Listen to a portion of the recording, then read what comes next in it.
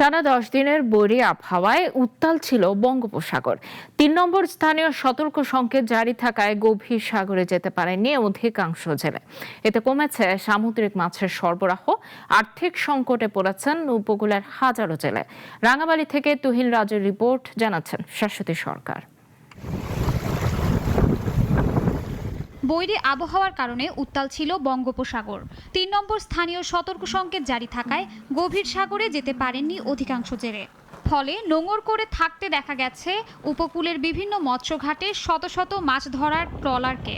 দীর্ঘদিন কর্মহীন হয়ে অনেক জেলেকে ধার দেনা করে সংসার চালাতে হয়েছে।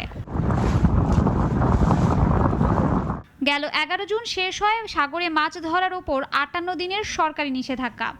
এরপর কয়েকদিন মাছ ধরলেও লঘুচাপের প্রভাবে আবারও থমকে যায় সাগর যাত্রা। আজকে 8-10 দিন ধরে আমরা বয়ে রয়েছি, বৃষ্টির কারণে আমরা নিজেরা বেরোতে পারি না, উপরে বসে আছি।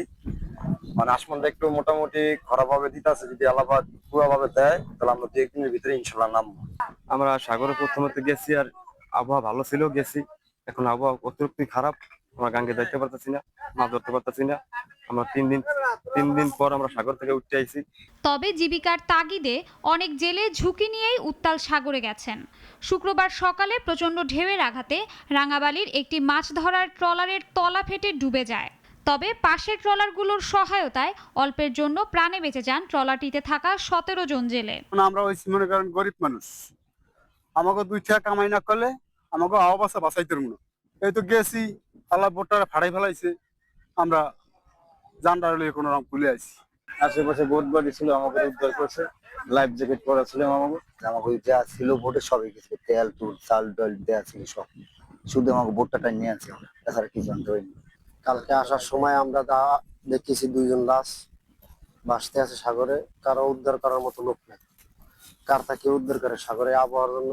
এর আগে গত রোববার পায়রা সমুদ্র বন্দর থেকে প্রায় 60 কিলোমিটার দক্ষিণে ট্রলার ডুবির ঘটনায় নিখোঁজ গলাচিপার 5 জেলের এখনো কোনো সন্ধান মেলেনি। এই যে বৈরী আবহাওয়া, এই আবহাওয়ার কারণে আমাদের কিছু জেলেরা ইতিমধ্যে নদীতে সমুদ্রে তারা দুর্ঘটনায় পতিত হয়েছেন। আমাদের গলাচিপার 2টি ট্রলার নিমজ্জিত হয়েছে, তার ভিতর একটি ট্রলারের 6 জন উদ্ধার হয়েছে এবং বাকি 5 জন এখনো নিখোঁজ। সার্বিকভাবে আবহাওয়া যেভাবে খারাপ হয়ে যাচ্ছে, মাছ কমে যাচ্ছে, সার্বিকভাবে জেলেদের কিন্তু দুর্দশার দিনই বাড়ছে। এই জন্য সরকারের যেমন চিন্তা ভাবনা করতে হবে এবং জেলেদের নিজেদেরও আসলে নিজেদের জন্য চিন্তা ভাবনা করা দরকার।